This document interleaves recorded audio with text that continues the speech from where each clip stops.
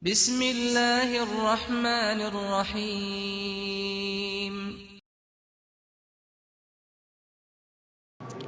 إن الحمد لله نحمده ونستعينه ونستغفره ونعوذ بالله من شرور أنفسنا وسيئات أعمالنا من يهده الله فلا مضل له ومن يضلل فلن تجد له وليا مرشدا أشهد أن لا إله إلا الله وحده لا شريك له وأشهد أن محمدا عبده ورسوله اللهم صل وسلم على نبينا محمد وعلى آله وأصحابه أجمعين عباد الله أوصي نفسي وإياكم بتقوى الله فقد فاز المتقون قال الله تبارك وتعالى أعوذ بالله من الشيطان الرجيم يا أيها الذين آمنوا اتقوا الله حق تقاته ولا تموتن إلا وأنتم مسلمون. Wahai orang-orang yang beriman, bertakwalah kalian kepada Allah Subhanahu wa taala dengan iman yang sebenar-benarnya dan dengan ketakwaan yang sebenar-benarnya, dan janganlah sekali-kali kalian meninggalkan bumi Allah, meninggalkan dunia ini, melainkan dalam keadaan muslim. Wa qala Rasulullah sallallahu alaihi wasallam, ittaqillaha haitsuma kunta wa atbi'is sayyi'atal hasanata tamhuha wa khaliqin nasa bi khuluqin hasan. Bertakwalah kepada Allah dimanapun kita berada, dan iringilah setiap perbuatan dosa dengan perbuatan yang baik, agar perbuatan baik tersebut dapat menghapuskan dosa-dosa yang pernah kita lakukan.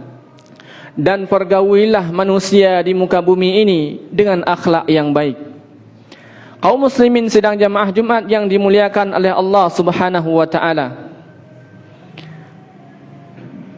di antara sunnatullah bahwasanya Allah mempergilirkan kemenangan dan juga kehancuran kepada hambanya di dunia ini. Allah Subhanahu wa taala berfirman dalam surat Ali Imran ayat yang ke-140, iyamsaskum qarhum faqad massal qauma qarhum mithluh wa tilkal ayyamu nudawiluha bainan nas wa liya'lamallahu alladhina amanu wa yattakhidha minkum syuhada wallahu la yuhibbudz zalimin. Sekiranya kalian pernah merasakan kehancuran ataupun pernah merasakan kekalahan sebagaimana yang kalian rasakan di perang Uhud, maka ketahuilah, kata Allah Subhanahu wa taala, kelompok yang menjadi lawan kita juga pernah Allah hancurkan mereka di perang Badar. Wa tilkal ayyamu nudawiluha bainan nas. Adapun kemenangan dan kejayaan, kehancuran sengaja Allah pergilirkan kepada kita agar orang-orang yang menyaksikannya dapat mengambil pelajaran. Kemudian waliya'lamallahu alladhina amanu, agar Allah Subhanahu wa taala dapat mengetahui siapa di antara hambanya yang benar-benar beriman dan siapa di antara mereka yang kufur kepada Allah tabaraka wa taala. Kemudian dengan musibah tersebut pula Allah Subhanahu wa taala hendak menjadikan sebagian dari hamba-hambanya menjadi syuhada, dan Allah Subhanahu wa taala tidak menyukai orang-orang yang berbuat kezaliman di atas muka bumi ini. Kaum muslimin yang dirahmati oleh Allah Subhanahu wa taala, ayat yang barusan kita baca ditafsirkan oleh Imam At-Tabari. Beliau menyebutkan bahwasanya keseluruhan ayat ini bercerita tentang sunnatullah, keadaan yang ingin Allah sampaikan kepada kita, bahwasanya kemenangan dan juga kehancuran itu sengaja Allah pergilirkan di antara kita agar Allah Subhanahu wa taala dapat mengetahui siapa di antara kita orang-orang yang beriman dan siapa di antara kita orang-orang yang kafir.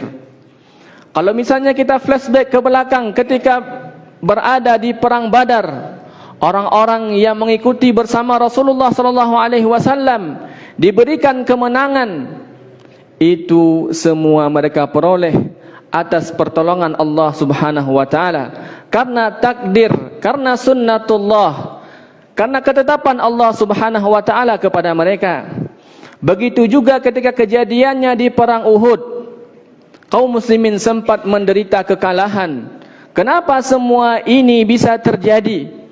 Semua itu jawabannya adalah karena sunnatullah, ketetapan Allah Subhanahu wa taala.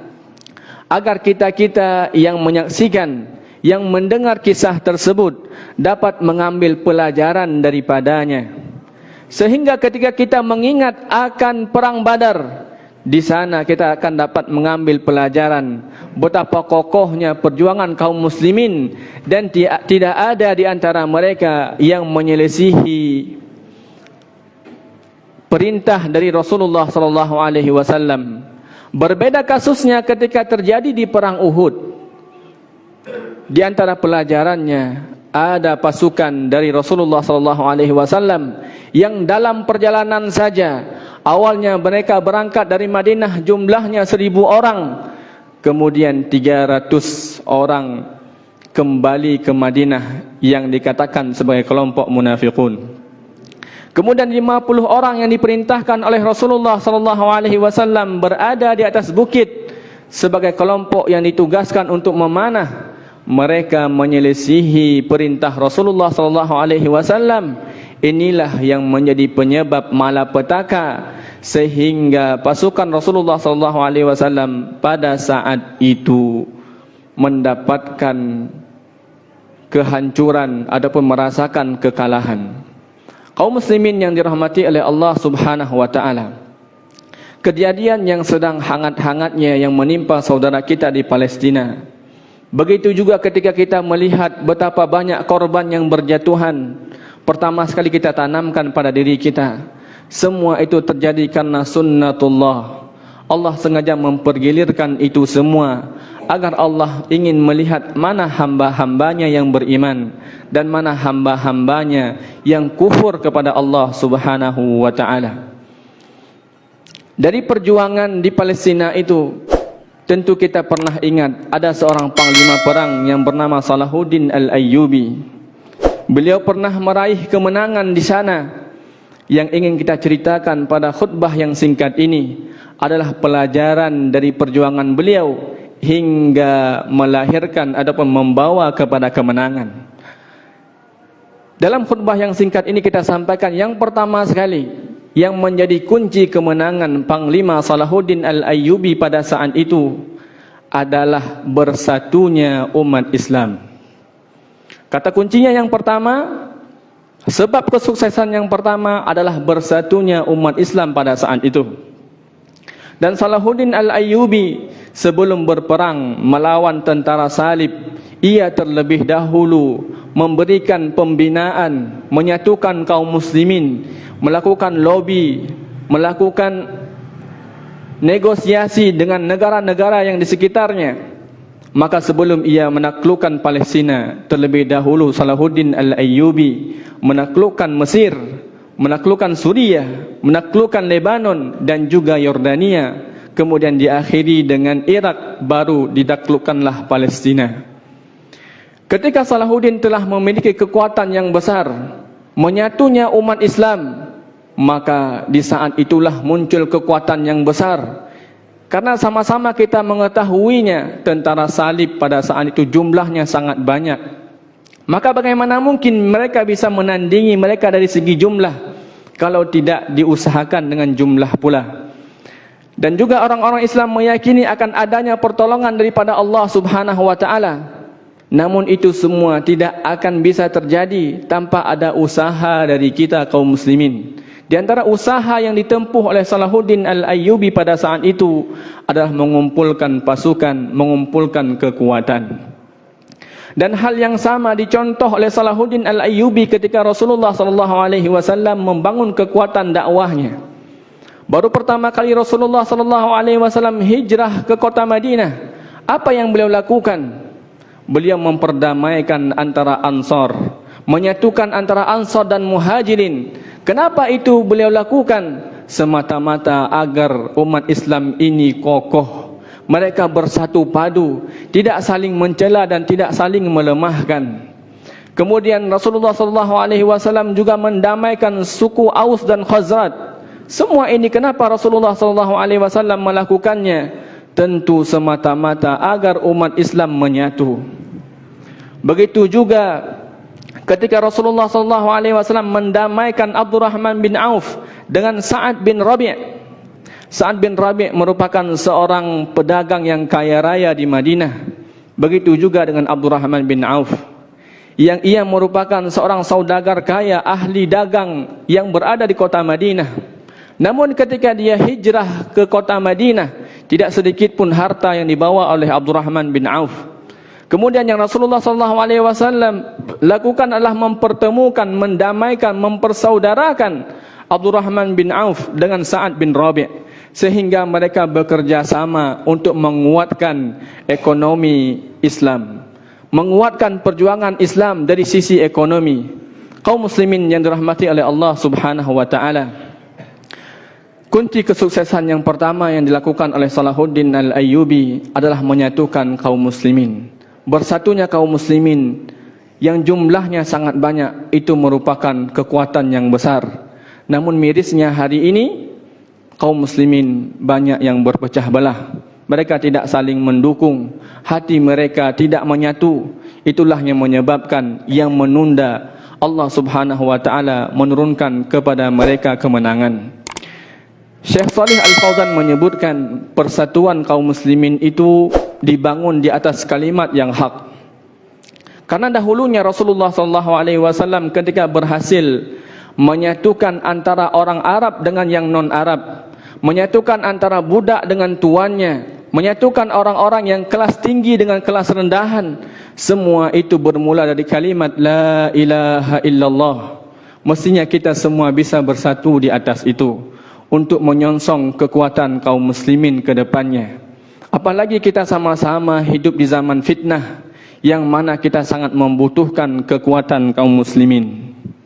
Kemudian yang kedua yang dilakukan oleh Salahuddin Al-Ayyubi adalah ia menanamkan kepada masyarakatnya bahawa kita mesti berjuang, bahwasanya kita mesti membantu saudara kita dengan apa yang bisa kita lakukan.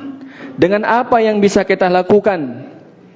Karena di antara kita ada yang cendekiawan, ada orang-orang yang dibekali ilmu oleh Allah Subhanahu wa taala, maka ia mesti berjuang dengan ilmunya. Orang-orang yang diberikan lisan yang bagus, maka ia mesti berjuang dengan lisannya, menyampaikan kebenaran melalui mimbar-mimbar, menyampaikan kebenaran melalui pengajian-pengajian, melalui dakwah-dakwah.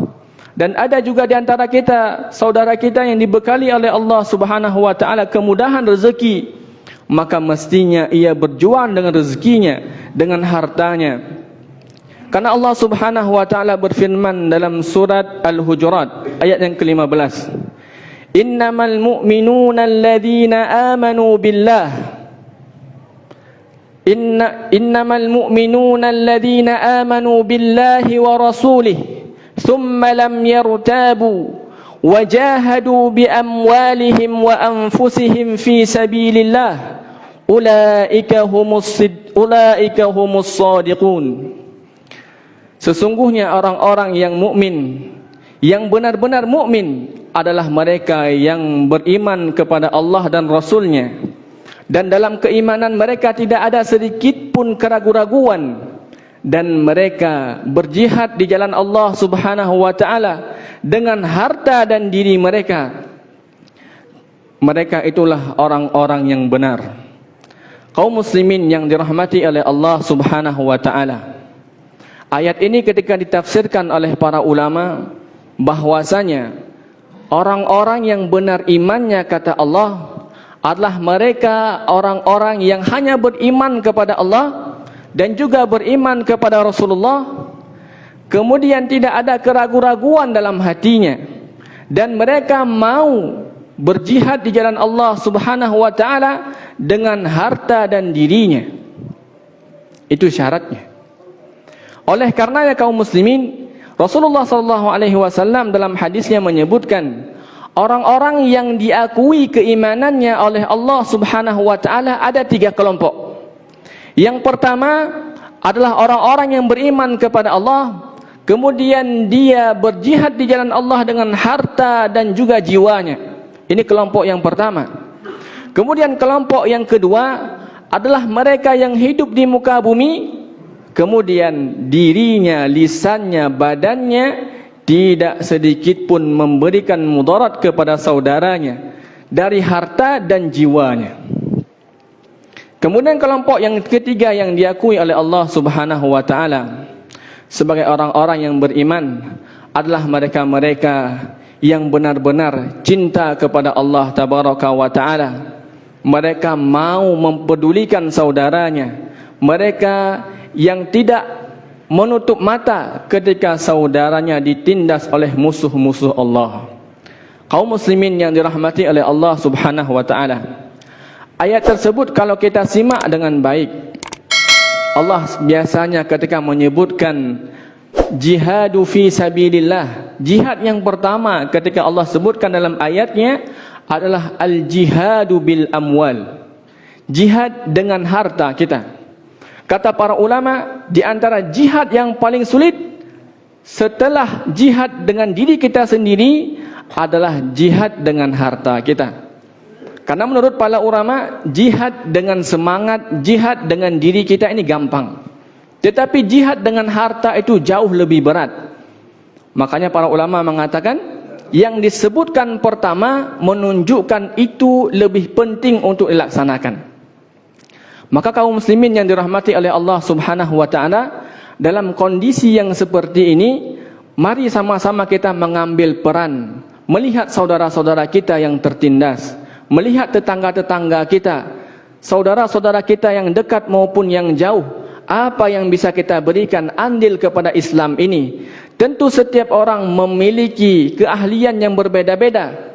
Maka saat mereka bersatu, Rasulullah SAW memperumpamakan orang Islam ini seperti kalbunyan yashuddu ba'duhum ba'dha. Perumpamaan orang mukmin itu seperti ibaratkan sebuah bangunan yang mana setiap sisinya saling mengokohkan. Maka tidak ada katanya kelompok inilah yang paling hebat, sayalah yang paling berjasa. Ini adalah propaganda yang memecahkan kaum muslimin. Kaum muslimin yang dirahmati oleh Allah Subhanahu wa taala, yang dilakukan oleh Salahuddin Al-Ayyubi yang kedua, ia menanamkan kepada masyarakatnya, marilah sama-sama kita berjuang di jalan Allah dengan apa saja yang diberikan kemudahan oleh Allah kepada kita. Kemudian yang ketiga yang dilakukan oleh Salahuddin Al-Ayyubi, ia senantiasa berdoa kepada Allah Tabaraka wa taala. Karena Rasulullah SAW mengatakan, da'watul mar'il muslim li akhihi bi dhahril ghaibi mustajabatun. Doa seorang muslim kepada saudaranya, yang mana saudaranya tidak mengetahui ia didoakan, maka doa tersebut pasti mustajabah. Yang mengatakannya adalah Rasulullah SAW, manusia yang paling jujur lisannya, yang tidak akan mungkin menipu kita. Maka langkah yang ketiga, kata Salahuddin Al-Ayyubi, perbanyaklah berdoa kepada Allah Subhanahu wa taala agar Allah Tabaraka wa taala melindungi kita, melindungi saudara-saudara kita, dan memenangkan agama kita di atas agama yang lain. Jangan sampai kita menjadi orang-orang yang justru mencela perjuangan mereka. Karena saat-saat baru-baru ini kita melihat beredar di media sosial, ketika sedang berkecamuk peperangan di Palestina, ada beberapa kelompok, ada beberapa oknum yang justru mereka menyoroti organisasi Hamas. Padahal informasi yang mereka dapatkan belum tentu benar. Karena Rasulullah SAW mengatakan, al-bayyinatu minal mudda'i wal yaminu ala man ankara. Orang yang menuduh wajib mendatangkan bukti, sedangkan orang yang dituduh kewajiban mereka hanya bersumpah saja. Maka jangan sampai kita tergelincir lisan kita mengucapkan kepada mereka perkataan-perkataan yang tidak benar. Karena semua itu Allah Tabaraka wa Ta'ala akan memintai pertanggungjawaban di sisinya. Sedangkan yang sama-sama kita tahu, yang zahir, yang nampak, yang sama-sama kita yakini, saudara kita yang berada di Palestina dan mereka yang berjuang di sana adalah Muslim. Sedangkan anggapan mereka adalah Syiah, mereka adalah Ikhwanul Muslimin, mereka adalah kelompok-kelompok yang sesat, yang tidak dibangun di atas akidah yang benar. Ini adalah praduga kita saja, anggapan-anggapan yang tidak bisa kita buktikan. Maka tatkala perbuatan itu tidak bisa kita buktikan, kembalikanlah kepada keyakinan yang asal, keyakinan yang pasti, yaitu mereka adalah Muslim, yang mana mereka memiliki kewajiban di atas kita, sembari kita membantu mereka dengan apa yang mudah bagi kita, dan juga kita membantu mereka dengan doa-doa kita. Maka ini merupakan bagian dari pengkhianatan kepada kaum muslimin yang mesti kita hati-hati terhadapnya. Karena ungkapan-ungkapan yang seperti itu sangat berbahaya, tuduhan-tuduhan yang tidak ada asasnya. Kaum muslimin yang dirahmati oleh Allah Subhanahu wa Ta'ala, dalam surat Al-Hujurat Allah Tabaraka wa Ta'ala berpesan kepada kita, ya ayyuhalladzina amanu in ja'akum fasiqun binaba'in fatabayyanu an tusibu qauman bijahalatin fatusbihu ala ma fa'altum nadimin. Wahai orang-orang yang beriman, apabila datang kepadamu orang-orang fasik yang membawa berita, maka telitilah berita tersebut akan kebenarannya sebelum engkau bertindak, sebelum engkau berucap, sebelum engkau melakukan perbuatan. Karena jangan sampai karena kebodohan dan kelalaian kita akan membinasakan orang-orang yang mendapatkan informasi daripada kita, yang mana setelahnya ketika kita bertabayun dengan informasi tersebut, kemudian kita menjadi orang-orang yang menyesal. Ini surah Al-Hujurat ini dikatakan oleh para ulama merupakan isinya adalah berkaitan dengan etika-etika, tata cara menyikapi kehidupan. Di sana Allah kumpulkan semuanya. Di antaranya adalah bagaimana kita menyikapi berita-berita yang datang kepada kita. Mungkin di zaman dahulu yang membawa berita adalah utusan, ataupun yang datang adalah manusia itu sendiri. Sehingga ketika ia dikenali sebagai orang yang fasik, maka dikatakan oleh sebagian ulama, kami tidak menerima berita darinya. Adapun di zaman sekarang, berita itu datang bukan hanya bersumber dari manusia secara langsung, akan tetapi berita itu bisa datang dari media-media yang tidak ketahui siapa penshare-nya, apa background-nya, bagaimana keinginan dan maksudnya. Maka sikap yang bijak bagi seorang muslim yang mengamalkan firman Allah Subhanahu wa Ta'ala adalah mereka mentabayunkannya terlebih dahulu. Apabila mereka merasa ada keraguan-raguan ataupun informasi yang tidak pasti, maka memilih diam itu lebih selamat. Karena Allah Subhanahu wa Ta'ala, wala taqfu ma laysa laka bihi ilmun innas sam'a wal basara wal fuada kullu ulaika mas'ula. Bahwasanya apabila engkau tidak memiliki ilmu pada suatu bidang tersebut, maka janganlah engkau mengatakannya. Karena sesungguhnya penglihatan, pendengaran dan juga hati kita akan dimintai pertanggungjawaban oleh Allah Subhanahu wa Ta'ala. Kaum muslimin yang dirahmati oleh Allah Subhanahu wa Ta'ala, untuk menyongsong kemenangan kaum muslimin, bisa kita tiru langkah-langkah yang sudah disampaikan oleh salah satu panglima perang Islam, Salahuddin Al-Ayyubi. Beliau mengatakan yang pertama, adalah kaum muslimin wajib bersatu. Kemudian yang kedua, kita berjihad di jalan Allah Subhanahu wa taala dengan keahlian yang kita miliki sesuai dengan kadar kemampuan kita. Kemudian yang ketiga, kita memperbanyak doa kepada Allah Subhanahu wa taala. Aqulu qawli hadza wa astaghfirullah li wa lakum fastaghfiruhu innahu huwal ghafurur rahim.